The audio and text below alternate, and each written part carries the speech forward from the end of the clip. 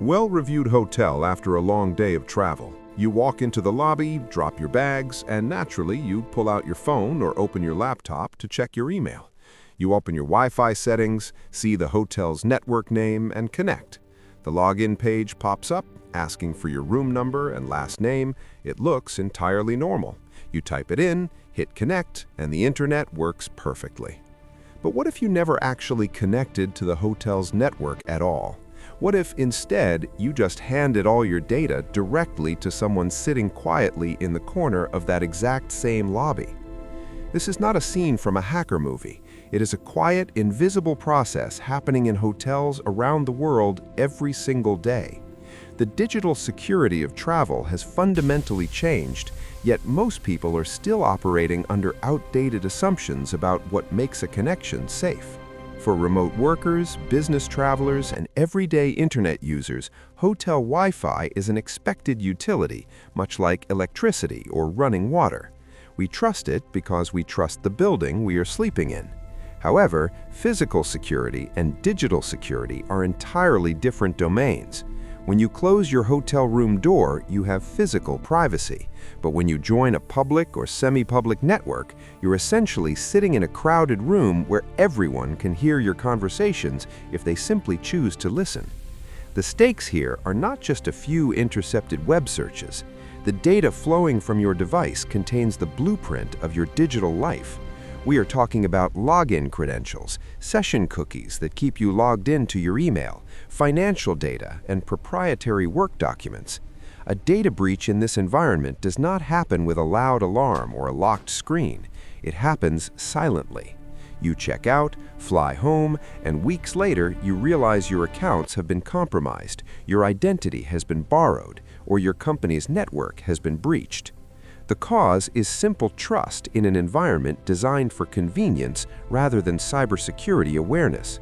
Hotels prioritize making it easy for guests to connect, which inherently makes it easy for malicious actors to exploit that exact same connection. To understand how this vulnerability functions, we have to look at the root cause of network interception, often referred to as a man-in-the-middle attack. Imagine you're passing a written note to a friend across a large room. If you do not seal that note in an envelope, anyone who intercepts it along the way can read it, copy it, or even change the message before handing it to your friend. Unencrypted internet traffic works exactly the same way. When you connect to a standard hotel Wi-Fi network, your device begins broadcasting data packets through the air to the hotel's router. If the network lacks robust encryption, a malicious actor sitting nearby with easily accessible software can capture those data packets.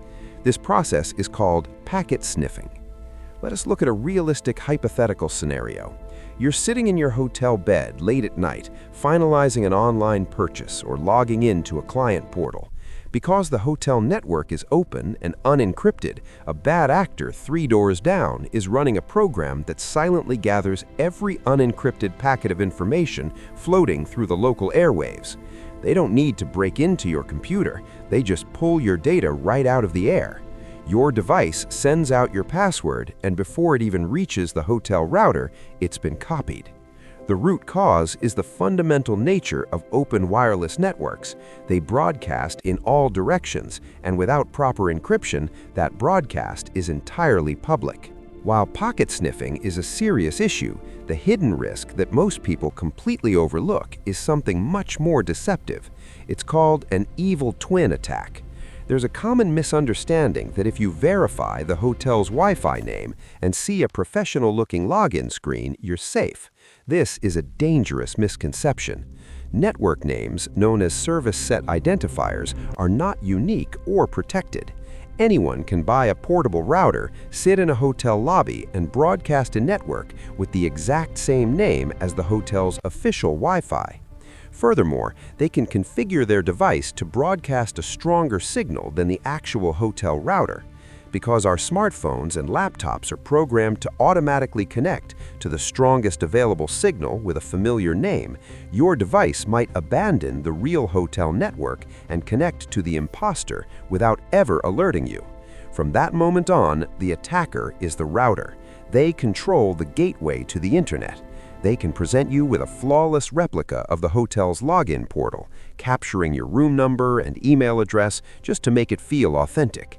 Then, as you browse the web, they can strip away security protocols, forcing your device to load insecure versions of websites. You might think you're checking your bank balance safely, but the attacker is quietly recording your keystrokes. This hidden risk bypasses your natural caution because it weaponizes your trust in familiar names and expected routines. You overlook it because everything looks exactly the way it's supposed to look. The necessary perspective shift here is realizing that you cannot rely on the environment to protect you. You must bring your own digital privacy protections with you. We opened by discussing that quiet moment of connecting to a network in the lobby, trusting the system simply because you're inside a reputable building. The shift in thinking requires you to treat every public network, no matter how luxurious the hotel, as inherently hostile territory. You are the only one responsible for your digital security. This is where modern digital protection tools transition from optional tech accessories to essential travel gear. When you utilize a high-quality virtual private network, you completely neutralize both packet sniffing and evil twin attacks. A VPN acts as a secure, impenetrable tunnel between your device and the internet. Even if you accidentally connect to an attacker's fake network, all they'll see is an unbreakable stream of encrypted gibberish. They can't read your passwords, they can't see your web traffic, and they can't alter your connection. Furthermore, using password managers ensures that even if you're tricked by a fake login page, your software will recognize that the underlying website address is fraudulent and refuse to autofill your credentials. By relying on robust security software rather than blind trust, you reclaim control over your personal data. The unresolved tension of the hotel lobby is finally settled not by avoiding the internet, but by changing how we interact with it.